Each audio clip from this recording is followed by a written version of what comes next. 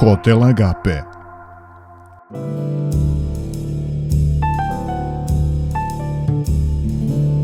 Jedan od najboljih hotela sa 3 zvezdice na području zapadne Srbije je Hotel Agape, koji će vas dočekati na samom ulasku u turističko naselje na Zlatiboru.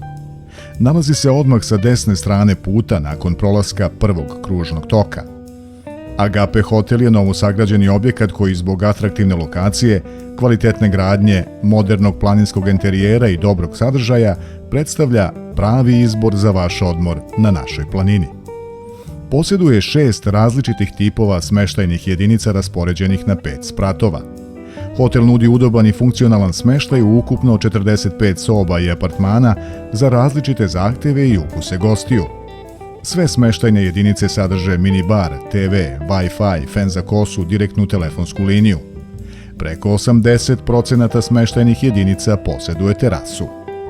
Kapacitet pansionskog restorana je 90 mesta. U njemu se služe pansionski obroci u formi švedskog stola kao i jela po porudžbini. Ako želite da dan započnete šoljicom dobre kafe, preporučujemo vam kafe bar, gde pored napitaka također možete uživati u domaćoj hrani kao i jelima moderne kuhinje. U sklopu kafe bara nalazi se i manja igraonica oivičena staklenim profilima, tako da roditelji mogu u miru uživati dok prate igru svojih mališana. Hotel raspolaže sa wellness i spa centrom koga čine bazen, finska sauna, slana soba, parno kupatilo, biosauna, relaks zona sa tepidarijumima i sobama za masažu. U ponudi ima preko 30 vrsta masaža, od klasičnih, aromaterapijskih, masaža toplim voskom, pilinga tela.